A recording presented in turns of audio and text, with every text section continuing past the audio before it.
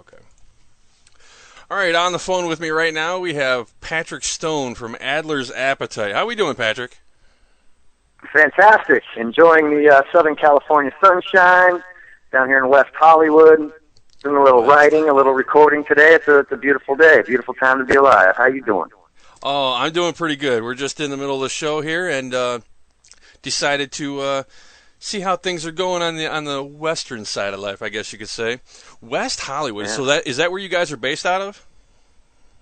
Well, we're all very close to here. I mean, I'm about a block and a half from the Whiskey and the Sunset Strip and everything down there. Everybody's within a few miles of here. Yeah, so yeah, we're definitely based in Hollywood for sure. Okay. And so how long has Adler's Appetite been around? I think Steven Steven started it, I think, 10 years ago.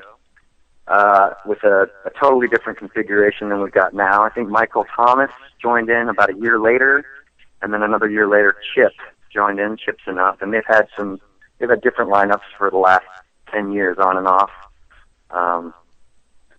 So about 10 years he's been doing this. To me, okay, with you said that there's been many configurations. That kind of seems like there's been a lot of turmoil and no fluidity. Is that the case now? Well, I think Steven just decided at one point that he wanted to carry the torch. He didn't want to let it burn out, so he decided he wanted to get out there and do it again. And he started putting together guys that he likes. But it's a hard act to follow. The big shoes to fill when you're talking about trying to do the Guns N' Roses stuff out there. I mean, it's not easy stuff to do. So it's taken him a while to put together the act that he really likes, the band that he really loves.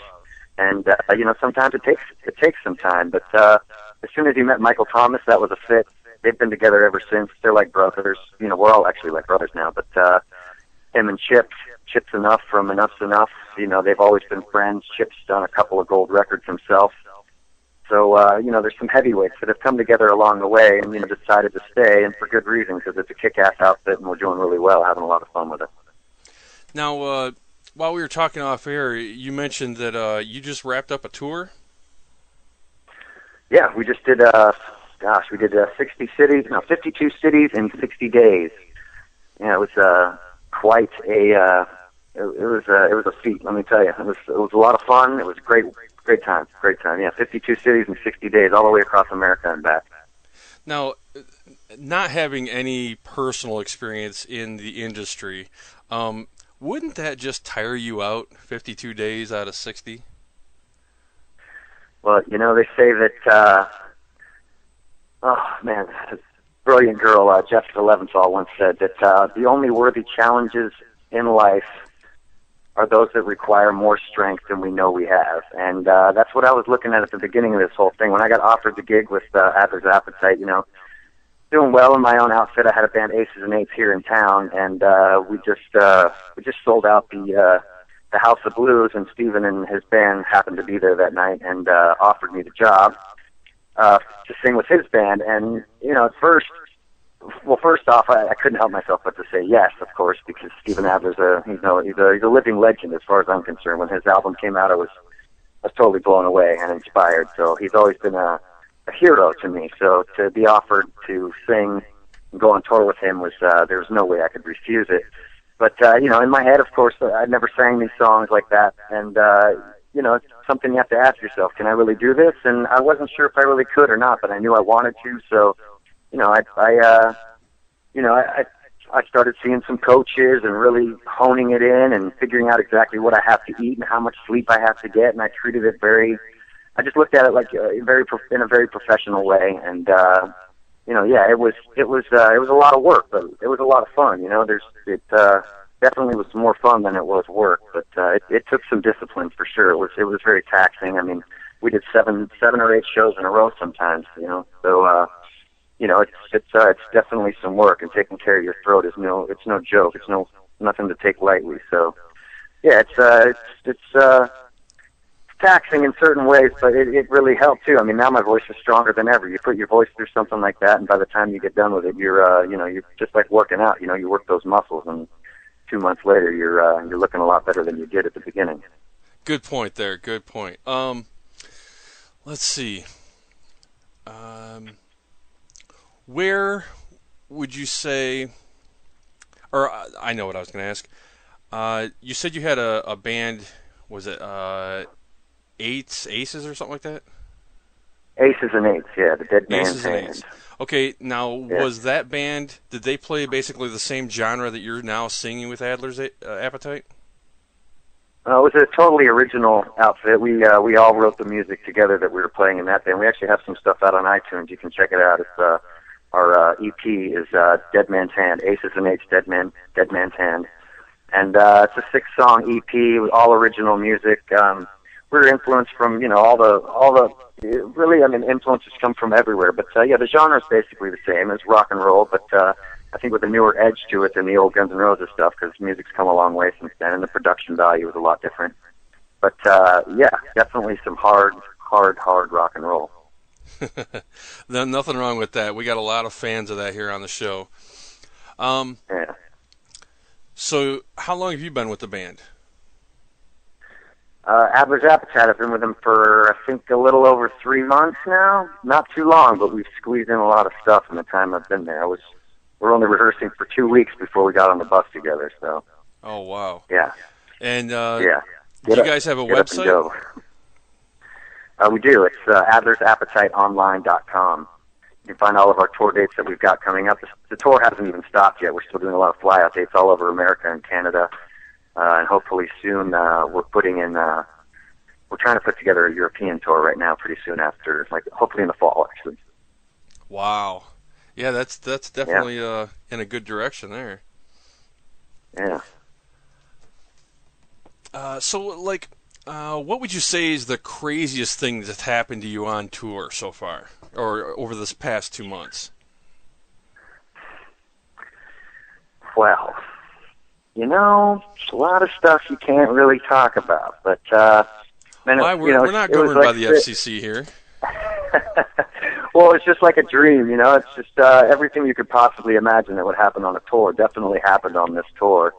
The crazy fans, all the groupies running around, just a crazy time. I mean, all your dreams come true in one big event. It's just like, my whole life I've dreamed about going on the road with a band. It's not so much all the crazy stuff that happens when you're not on stage, but all the magic that actually does happen when you do walk out on stage. I mean, we did a couple shows for over 4,000 people. One in particular was the Danville, Illinois show, and I busted my butt to have great shows my whole life, trying to put together something that I've created, and it's good when you make it as far as I did, but the night that I actually finally walked out in front of 4,000 people, that just blew my mind. It's just a great feeling when you finally feel like you've arrived, like you've worked so hard for so long, and then you walk out and there's just, that instant gratification of just, thousands of people looking up at you, reaching for you, screaming at you, just wanting more, and to control them and hold them in your hand while you ask them to sing along with you and they sing back. It's just the most ultimate feeling in the world. You feel like, I don't want to say you feel like a god, but it's got to be close. At certain points, it's just you're lifted up so high, it's like you're out of your body. But just, really the most incredible thing that happens on a tour is really just, night after night honing in your game and getting out there and playing it, and everybody just all that love that pours out to you, and you feel everybody just leaving all their worries behind, leaving all their troubles behind, and they just move, and you're all as one. You just feel like one big powerful, like. I have all these people in the palm of my hand. Right. So let me ask you, as the lead singer, are you treated almost like a prima donna? Do you get special treatment? Well, if you want the honest truth, the guys like to, they like to kick me down a little bit. They're making sure I don't get. They really don't have to. I have to tell you the truth. I've been all the way to the bottom of the bowl, man. I've been down to the depths of hell and come back up from it. Like I said, I've been 5.5 years sober. So, I used to be a heroin addict. I used to do all the drugs you could possibly think of. I mean, I was addicted to every substance known to man, and I would do it as often as I possibly could for a long, long time. And in the process, you know, I've danced with a lot of demons. I've seen a lot of bad stuff happen, and had a lot of bad stuff happen to me. And after it's all said and done, you can only blame yourself. And to come back from a place like that is a very humbling experience, and it's a very, you know, you just feel really blessed just to be alive. But you know, it's something like that I feel like you get rewarded in life. Like, great things happen to people that do great things, and you know, this an opportunity like this comes along, and suddenly I'm singing with you know, the people I look up to, and you know, there's got to be some I don't know, there's got to be some mixed feelings in Steven and the rest of the guys. You know, nobody wants that singer that's got the LSD, the lead singer disease, who's just so stuck up, and, you know, you can't stand to be around him. And it seems like that happens to a lot of guys that go and sing with Steven and his band because of the caliber they are. I mean, they're great musicians. I mean, you can't beat these guys. They could sit down with anybody and play with anybody and create some great music. So,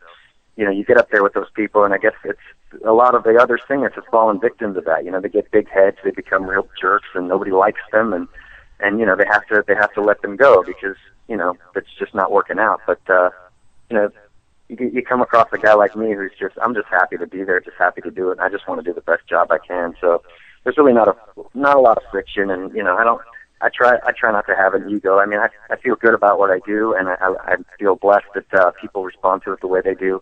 I love the way that people have treated me on the road. I mean, it's the best feeling in the world when people give you compliments and tell you you're doing a great job. But you know, as far as the egos go, I think everybody in the band has also been slapped down, kicked in the face enough to know that you know, that we're all really here. You know, when you get down to it, everybody in Adler's Appetite is definitely real to the core, and they feel and they care about people. And you know, it's not a big ego. It's not a big ego fight. You know, there's not a lot of fighting going on at all.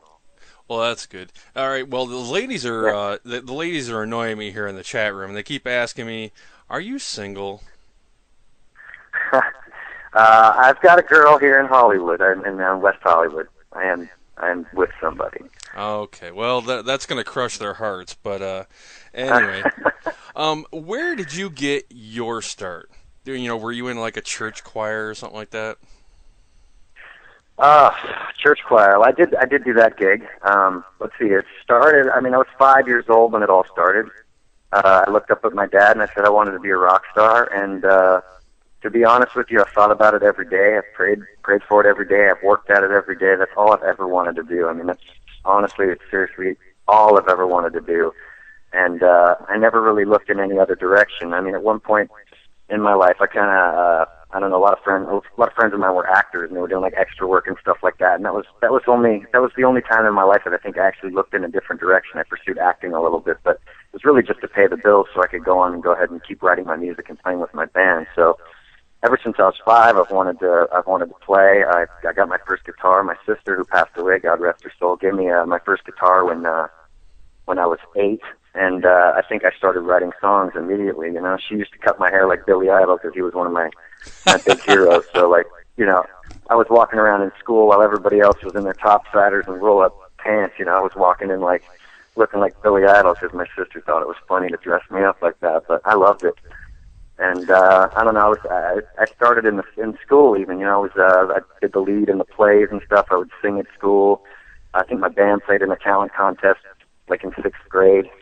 Of course, all through high school, we had the party band. Everybody'd come over to my house. Was lucky enough to have like my own big room. I could have, you know, my band play over there, and we'd have parties and kegers and all that stuff. Hell yeah! And then it got more and more serious. You know, as soon as I knew that as soon as I was done with high school, I was going straight for LA, and that's exactly what I did. As soon as I got to LA, I joined a band, Mondo Cane. We bounced around town on the Sunset Strip, and that was when it was crazy down there. There was thousands and thousands of people on the streets on the Sunset Strip back then, every one of them in bands, every one of them with their hair spray and their leathers and everything else. Everybody with stars in their eyes thinking they're going to be the next Guns N' Roses. And, you know, yeah, I was with Mondo Cane for a while. We did some touring. I then focused my sights on writing music, more of my own music. I've had a couple of projects, The Butterside and The Past. Those are both 2 acts that I had a lot of stars to them. I had Simon Wright from AC/DC played with me. in Butterside, along with Jimmy Bain from Dio. So I was working with some high caliber cats, and like I said, I've been 5.5 years sober, but there was some serious diving into the drugs, and the drugs definitely helped me to write a lot of music and get with a lot of people that, it's just fun. It was just so creative to get together, these people that were legends in your minds and start writing music together. So I pursued my own music for a long, long time, and then, like I said, the Aces and Eights project I put together, not too long after I'd gotten sober, and with being sober, my focus was really just success. So started booking and promoting and writing and producing that band, and just doing everything I had to do to get us out in front of people. And within about 1.5 years, we're headlining the House of Blues and selling it out. So it's that's a good feeling. That's a good feeling. But yeah, that's where it all started. And that's how far we've come. Awesome. All right, so I've heard a couple of the songs that I've been able to find. And now, is your voice on any of those yet, or is this from the previous lead singer? That's still the previous singer, but Okay. I'm in the studio now. Actually, I'm in the studio this week again, finishing up. We're redoing those tracks so that my vocals are on there. So when you do check out Adler's Appetite, then it's the up and current lineup and not the old one. Yeah. All right, well, the song we're going to play tonight that I found was Suicide, that I thought was really good. And so we're going to play that on our King of the Hill tonight. And so if you want, you can stick around and hang out with us. And it's been a pleasure having you on. And you guys, I hope nothing but the best for you guys. And I hope we keep in contact and we can continue to promote you guys however we can. But thanks. I really appreciate it. Oh, no problem. I do want to send a special thanks out to Raven, who set this up, because he knows you and he knows me, and so he thought 1 and 1 equals 3. So hey, that worked out for us. Nice. So yeah, definitely keep in touch with us, and other than that, you have a great night. All right, Redwood. We'll see you soon. All right, later. Later. All right.